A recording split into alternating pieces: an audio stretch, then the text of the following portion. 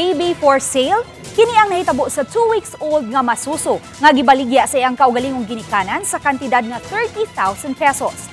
Ang kaso usa sa gipatutukan karon sa naumol nga Interagency Council against Online Sexual Abuse and Exploitation against Children konsisaem sa Cebu City.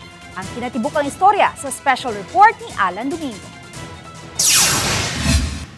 Naukay ang mga mulupyo sa barangay Dulho Fatima dihang nakumpirmar ang dugay nilang pagduda nga namaligya og kaugalingong anak ang ilang silingan. Ang inahan, taguon nato sa ngalang Nora, mibiya silang balay nga nagsabak apan mibalik pipila ka adlaw nga hiyos na ang tiyan apan wa nay bata nga gikugos. Nabisdo ang gihimo sa inahan dihang ang usa ka anak nini nanabi sa ilang silingan nga napalitan sila og cellphone kay gibaligya ang ilang manghod. Mismo magod ang mga anak sa ismusulti nga inig out daw sa ilang mama sa hospital kay nanganak daw nana daw sila cellphone kay ila mabaligya ako ng 20,000 ang iyang manghod nya foreigner daw ang mopalit mo isulti sa mga bata. Sa ikaduha na niyang pagbaligya kay ang ika-7th niyang baby na baligya man jud. Dali kining nakaabot sa barangay og misusi hangtod nga nakumpirmar nila ang gitug-an sa bata. Nasayran og nailhan ang giingong middle woman nga kanegosasyon sa inahan. Di nahitabo matod pa ang transaksyon sa pagmabdo sa inahan hangtod na nga natugyan kini dihang nanganak sa usa ka public hospital sa kantidad nga 30,000 pesos. Nya kato ra mang bata sir worth 30,000 ra yang baligya. 30,000? Mo yang gisulti na mo nga nagbiyahe mi padung dito sa kuan. Okay. Nasayran sa God official nga ikaduha na kining nahitabo nga wa makauli ang bata nga gihimugso sa inahan. Diin unang mitumaw ang pagduda nga gibaligya ang iyang ikapitong anak. Og nakumpirmar gyud si kawalong anak diyan nasakpan sa ilang gibuhat. Kini ang ipuy-an sa magtiayon nga giingong na maligya sa ilahang kaugalingong anak. Wala na, bakante na. Kung ato makita wala na diri ang pamilya. Siyempre, kinabuhi, mas bata siya eh. Ako naabot lang nag-unsya kong anak mo, bit ko gahunong nag...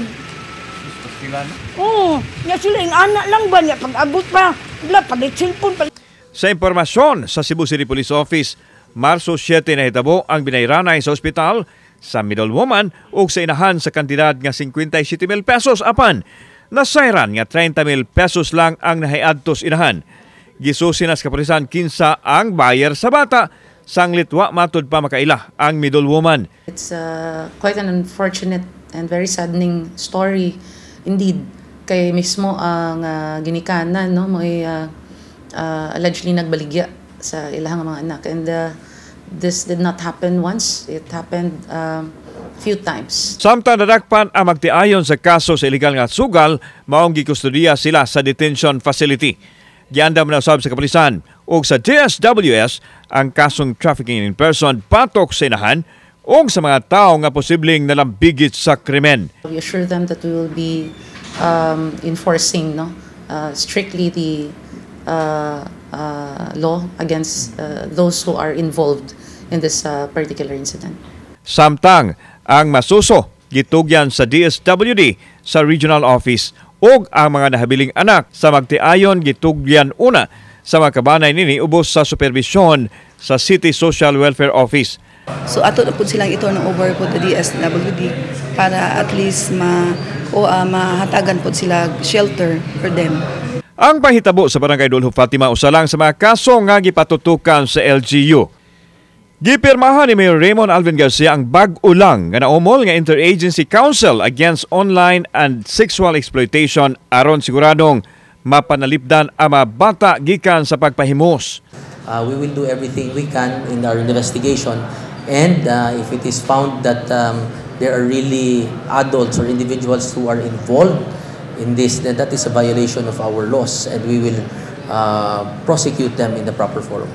Kining lawak nga gipuy-an sa pamilya ang nagsalamin sa kalisdanan nga ilahang nihaguman. Kung ato makita ang kining mga butang nga ilahang nahabilin, apan dili kini igong himuong hinungdan nga ibaligya ang kaugalingon nilang anak. Wa pa makuha og pamahayag ang hospital di nahitabo ang krimen, samtang mausab pa'y pamahayag ang mga ginikanan sa bata. Kauban si Clover Lumayag, ako si Alan Domingo. Balitang Bisdak.